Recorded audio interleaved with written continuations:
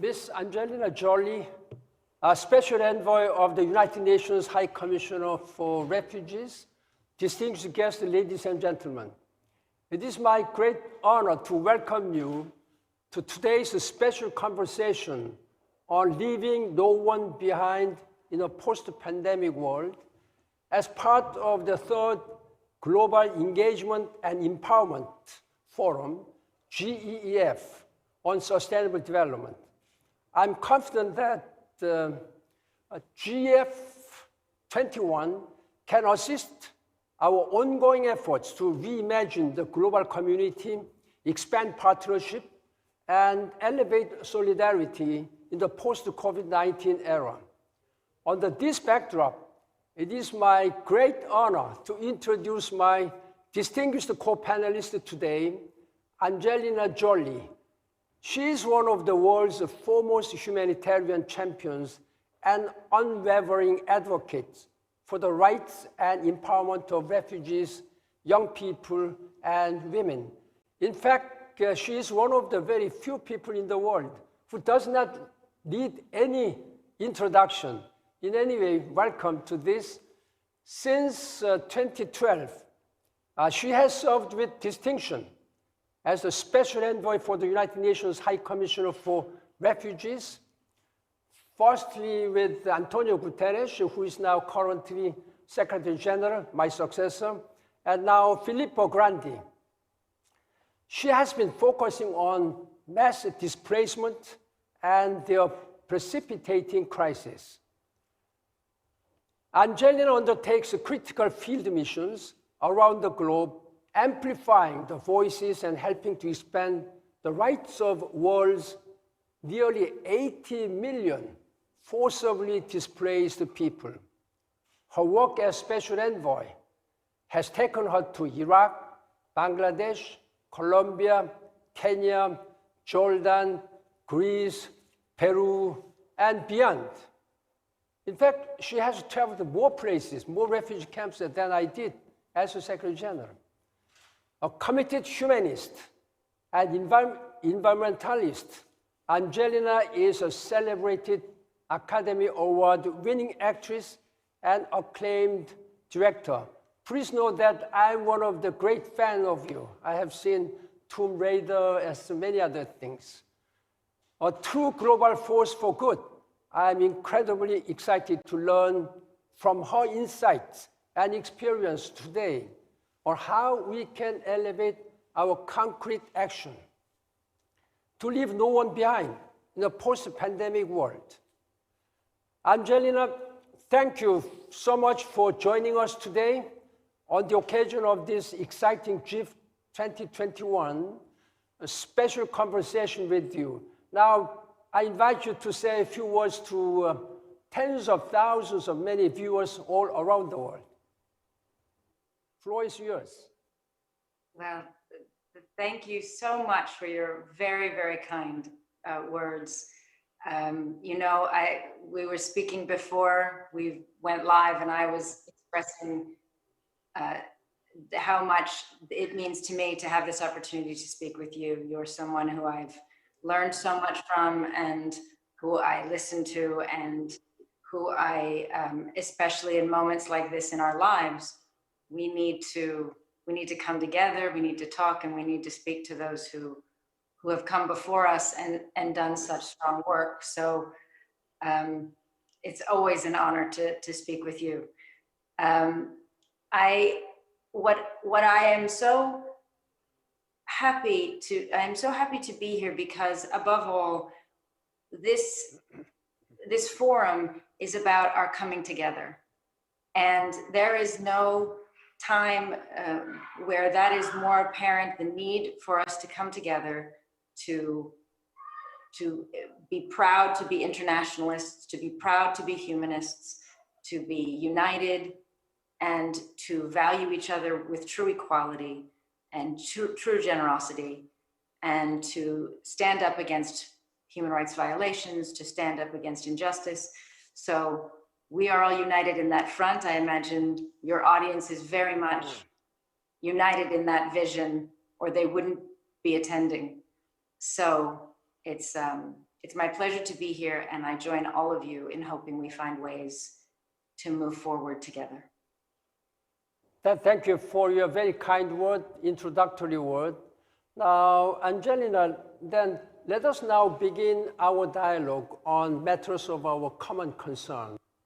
Inequality, both between and within nations, was already one of the leading global crises prior to pandemic. Now, in our pandemic and post-pandemic world, we have seen an unprecedented magnification of such inequalities. Now, if I may ask you, pre-existing inequalities have exacerbated due to COVID-19, especially for women, youth, refugees, and they are all vulnerable group of people. How has it exacerbated, and what are the viable solutions to your mind that can be done in the year of 2021 specifically? You're absolutely, you're right. We've come into this time, 2020, and this virus has exposed our vulnerabilities. It has exposed where we have given our attention and our value, and it has exposed where we have undervalued people and suffering and needs globally. So this is where we see how unprepared we were, how vulnerable we are, and why is at the heart of what we must address and the only way to move forward, right? We knew before the pandemic that displaced persons doubled in the last decade. We knew that long before the pandemic, right? It doubled. We knew that the climate crisis was displacing millions of people and families and causing more vulnerabilities, and we had to address it as seriously, immediately. We knew that there was growing inequality in many places, and we knew, for example, even domestically, we knew that domestic violence was not being addressed properly, and people within their own homes were in danger. We knew that education was lacking for far too many children. So now it's as if all of the fabric of what we've tried to do, or what we thought we were doing good enough, has gone up in the air. And we really see areas where we're not solving the problems, we were not doing enough. And so here is this moment where we look at the way what we value. And if we see, for example, in the pandemic, that a few countries have taken the majority of the vaccines, and other countries and peoples will be vulnerable without this, and we're going to act selfishly, it is not just unkind or unfair, it is ignorant. It is not a way to balance and make a stable world, especially when we're talking about a global pandemic and a virus. So we're not thinking yet of each other collectively enough. And so I'm hoping that our realizing how interconnected we are, our being so aware of each other, will bring us to a new understanding of how much we have got to link arms and work together and be good to each other and value each other, and not just say we value these people in this other country or this other race, or say, make decisions that do not put ourselves in front of their health, their rights, and their possibilities by taking from them and limiting the support we should be giving. Well, thank you very much for your very insightful views on that. As far as I understand, as a former Secretary General, it's a matter of compassion. The inequality has been more worsened because of this crisis. it may be natural for human character that they want to take care for themselves first before paying attention to others. That is what the global leaders have been doing. Unfortunately, there has been almost a war to get more vaccines for their own countries. Now, even in Korea, we don't have yet a vaccine yet. We expect that sometime later this month, we'll be able to vaccinate some people. But there needs to be some compassion. Now, if I move to another question, as you know, Sustainable Development Goals was the one which was adopted in 2015 with a target year 2030. We have just 10 years left to go. Now, it's a serious challenge for all of us. Now, the SDG continue to represent one of multilateralism's crowning achievement. I believe that this is the most far-reaching and most ambitious vision the United Nations has ever presented to the people of the world. But conflict, inequality, climate change, and now especially COVID-19 have all hindered progress on hitting these goals to ensure that no one is left behind. The SDG highlight mental health as a priority for global development, but we must elevate our efforts and allocate more resources, financial support to this essential yet often neglected or overlooked sphere. Everyone is entitled a life of dignity. Indeed, mental health programs empower local communities, reduce stigma, make sound economic sense, and crucially bridge treatment gaps. At the same time, mental health is a serious yet often neglected topic, especially for youth and refugees. How do you think COVID-19 worsened mental health, and what is being done now? Well, I agree with you that mental health is an area we have to take more seriously, and dignity is intertwined with someone's mental health. I would also like to add that I think sometimes we think of mental health and we think about it as a resource for some care being given at a school or a therapy or a vocational training skills with support but the truth is, if I may be very blunt, when for example we have rape, and rape is something that happens globally, the effect on that victim's mental health is very serious and is affected. When we have a child, I know many children who have to flee their homeland, and they go into a refugee situation, and that situation goes on for 2 decades without accountability for the crimes against them and their families, without feeling that the world cares, living on very small rations, feeling like you're begging, feeling like you don't count, not feeling like a human being.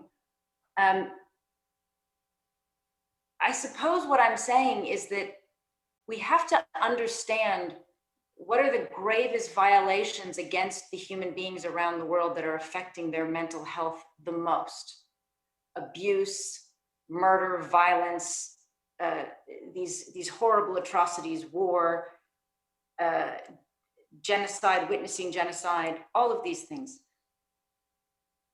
If we do not act upon these injustices, then we are telling a lot of these victims that what happened to them is not very serious and it's not worthy of a response. And I think that causes some of the worst mental health issues around the world. To feel like you don't matter.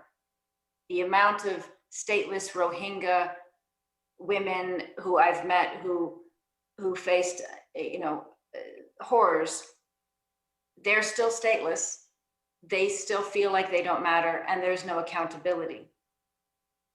So I suppose what I'm saying is, while we need to look at both sides, both the treatment, but also what is this underlying sickness when we tell people they don't matter? What is this underlying abuse when we value this life over this life, this race over this race? What is that doing to our humankind? And when we're selective about who we help and how much we help them, we are telling them that this person, this human, this family that is valued more or less than this family. That is mentally damaging. So we have to know what we value. We have to know what we stand for, and we have to not, we have to select who we assist based on their needs and their vulnerabilities, and not be distracted or influenced by business interests or partnerships. We need to get to the center where we are focusing on defending our core human rights and values. And that is where we make decisions from.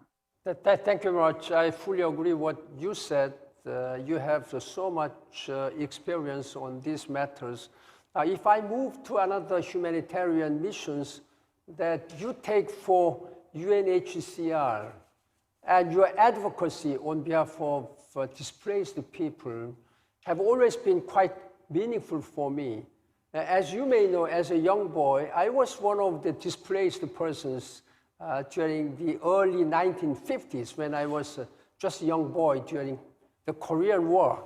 And this experience continues to haunt me to this day. I remember hunger pains in my stomach and the smell of munitions and sounds of conflict, how people were not being taken care of by anyone. There was no government. In fact, they were all busily engaging in fightings. In a recent published piece for the Financial Times, you said that, if I may quote, "We should seize this moment to rethink our approach to humanitarian aid and development from the bottom up, placing displaced people at the center of our response and putting more people in the hands of the people most affected."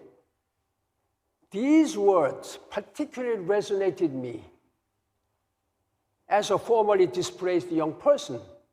I think they also really convey not only your commitment to improving the lives of refugees and internally displaced people, but also your gift for coupling messages of hope with the specific policy recommendations.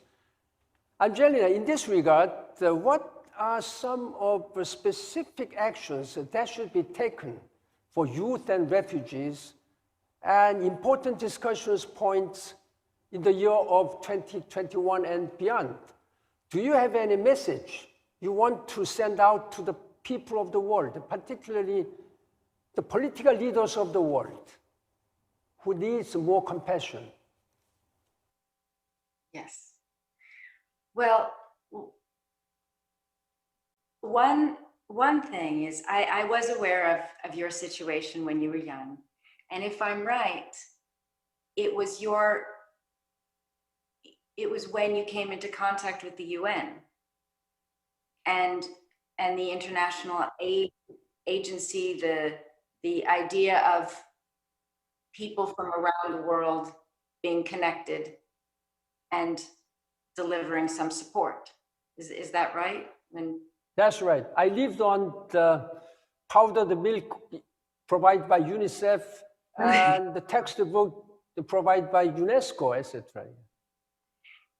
And so I think if we can remember the value of what we do when we reach across and we help someone in need. As a people from across the world, as a united international agency, when we are doing our job right and we are coming together to reach the most vulnerable and give assistance in their hour of need, we are not only doing what is the right thing to do, we are also building a future. We are making sure that a little boy like yourself grows to be this extraordinary man that you are and is able to do all the good that you do. We are far too, I would ask that we remember, we spend so much time, you hear people say, we're going to invest in weapons, we're going to invest in we're going to put boots on the ground, we think this is the way to control and manage the world and show power. And be selfish and take this for our own, because if we have this, we're stronger. We're going to take care of ourselves. The strength of being so strong in value, in humanity, and helping to reach out and balance and work with the peoples of the world is the strongest way forward. It builds more than anything. There's no better investment, particularly children, particularly women. There's no better investment. So it is yes, it is the humane thing to do. It is also a smart thing to do. And I think,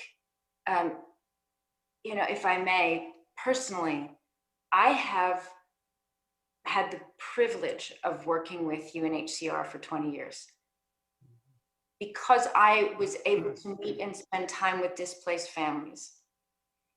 And so often we hear a displaced family or a refugee, and it's as if it's this mass of people. Each person a survivor.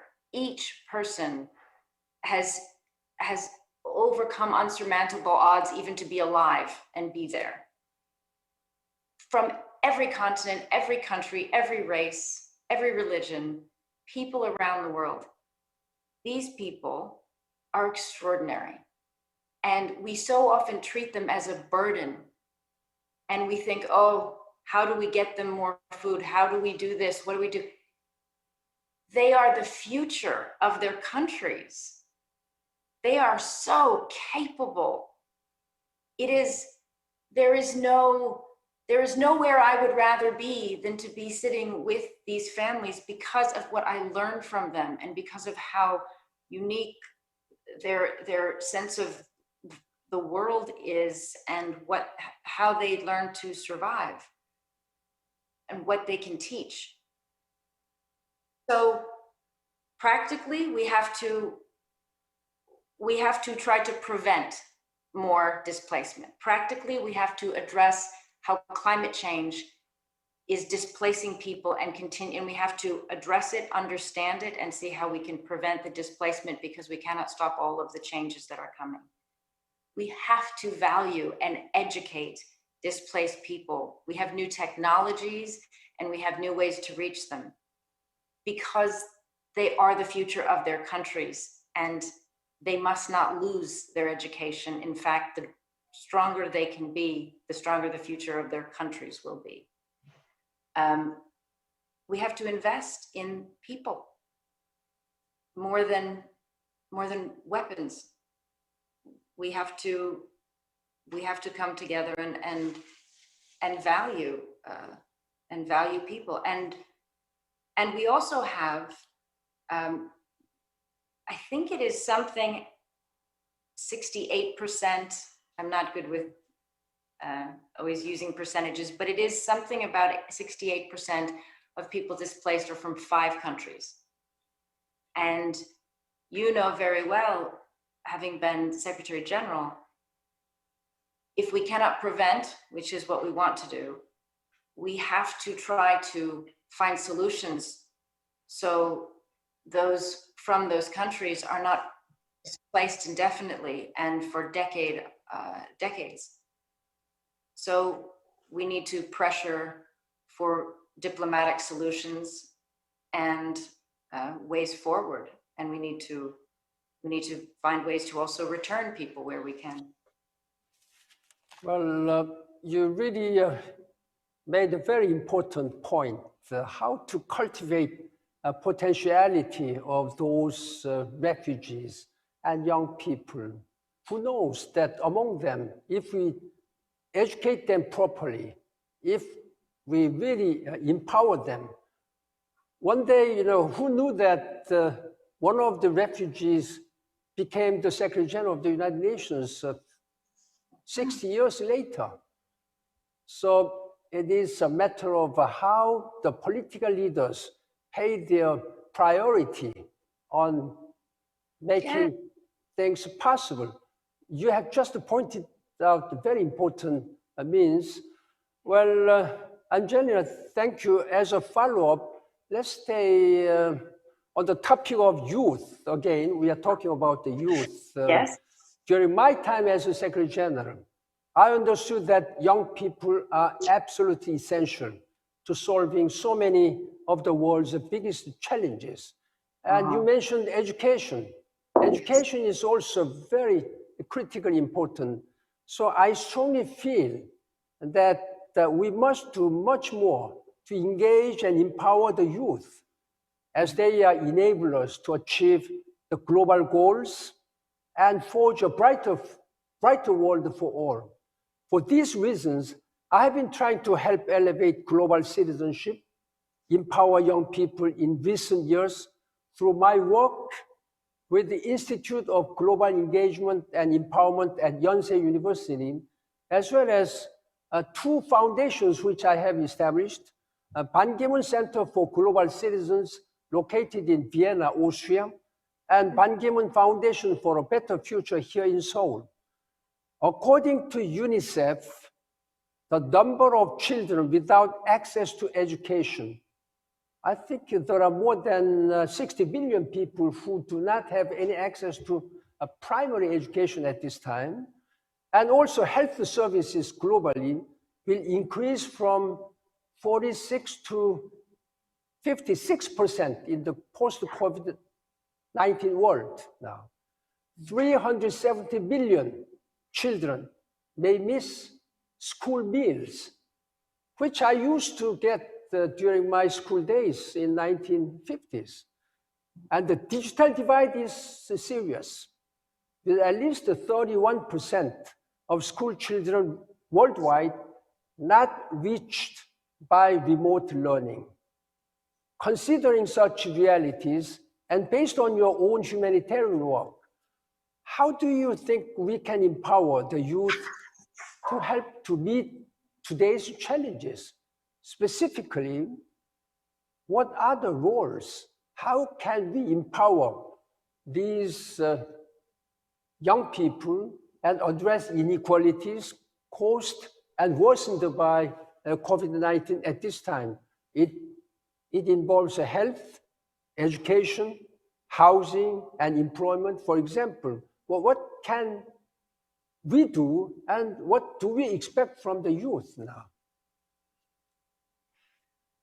Well,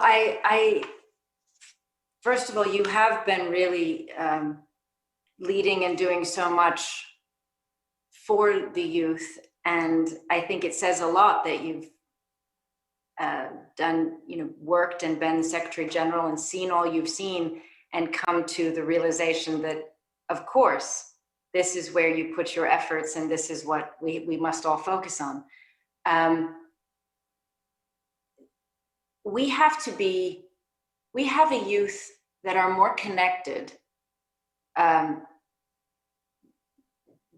connected to each other in new ways. They're connected online, those who have it, but there is more that they are aware of, many of them, and they are wanting answers from all of us. They are wanting to know more of what is really happening. I think one thing I've tried to do is I worked recently with Amnesty International on a book. We made a handbook. It will be out, I think, in maybe end of the year, to help explain to children the rights of a child and how where these rights, where so many countries came together and said, these are basic principles of dignity and rights that should be for all children. How they, of course, how they reach the children or where they are blocked is also something we explain to the children. And we want to help the children know what they have a right to and what they can fight for. So I think educating them to be aware of their own rights is very important. I think we have to acknowledge as adults how many children around the world are still being violated in so many ways, and we need to be stronger in our response against it. So while we focus on education and learn about new technologies and new ways we can use these technologies to reach even refugee camps and maybe put their university of the country they fled online one day, or in their camera, in their phone. How do you test them? How do you get a diploma when you're displaced? How can we better reach everyone, because the tools have changed and potentially there could be ways to use these tools to reach more people. But if we are still having millions of children stateless and not giving them anything that proves they exist, they are vulnerable to trafficking. They cannot sign up for universities or education. So we have to get all the way down to the core of where are children even safe enough. You know, it's like, it's the triage in the refugee camp. You have a flood of children. You have to make sure they are stable, safe, protected, healthy. And then you make sure they get their education. So we have to protect the children. Then we have to make sure they are aware of their rights, and we have to educate the children. But all pieces together. Well, thank you very much for your unique perspective. Now, Angelina, due to the time constraint, I now ask you just two brief questions, which are rather personal. I am a lifelong diplomat, and the diplomats and humanitarian professionals sometimes talk about burden sharing. You also mentioned just now burden sharing, etc. In numerous interviews, you have emphasized the resilience of refugees and that they should not be seen as a burden. They are not burden, they are asset. They are asset. Could you explain more about with an example, if you have? Oh, so many. Well, let's remember, a refugee population they are not the people who took up arms and decided to hurt other people in the country, right? They are these other citizens. They are people who risk their lives to go back and help their friends or their family members. They're quite brave. They are mothers and fathers. They are also professionals. Many very skilled, very trained professionals, doctors, lawyers, educators, philosophers, poets. They are everybody. And when you think of them that way, and you think of a camp of 500,000 people, among those people are people who can teach us so much about their country, their culture, but also they are learning. They are engineers. I've been in camps where they couldn't figure out. I was in one camp we were in, it was the Thai border.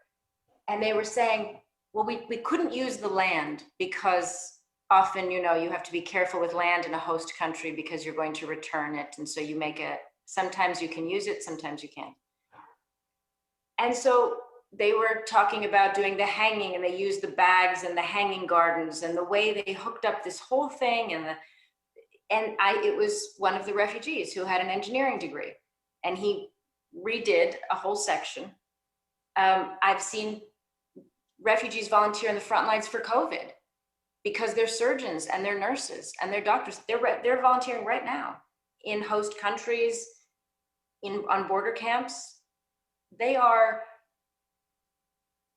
the reality is, I don't think many people watching this could survive what a refugee survives. Because it's not just the war, it's the dehumanizing loneliness of a lack of response to your abuses. And it's the sitting in day after day in a situation where you know you're capable, but you are not allowed to help yourself. It's the feeling you've lost your home and your friends and everything you knew, and you have little to offer your children, but you keep going. So yes, I think that if we think of them as a population that is strong and we invest in them, then on return, or wherever they may go, but I know many want to go home, they rebuild. They're the engineers that rebuild. They're the lawyers that work. They're the future presidents and teachers. And the more we leave them broken, what are we returning to that country? They are that country. Well, thank you very much. As you may know, it is I, during my time as Secretary General, who created an office of Special Envoy on Youth for the first time in the history of the United Nations. I appointed young Jordanian young man, Mohammed Al-Hendawi, who is now working as a Secretary General of a World Scout Federation. And now it is being taken by a Sri Lankan young lady as a special envoy, as you are doing for refugees, but I have created one special envoy for youth. So now, important. again, to follow up, is it difficult to get these types of key messages through to international stakeholders? And my last question would be, what is the biggest challenge you think in carrying out a special envoy job as UNHCR? And what can we do more? What do you expect world's political leaders and business communities do more for your work?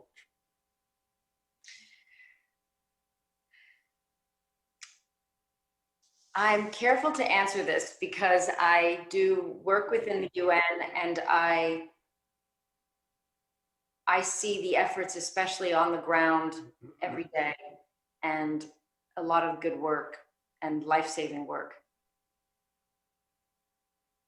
But if I can acknowledge, and you know yourself, the challenges within the United Nations are, there are, it's funny, I'm not sure how to put this carefully. If there are countries that are leading countries that are making decisions that are tied to their business interest, it is not for the greater good. If there are countries who, you know, we talk a lot of these countries being poor countries. We're going to help these poor countries, send aid to these poor countries. But many of these countries are not poor. Many of these countries are rich in resources, but they've been exploited.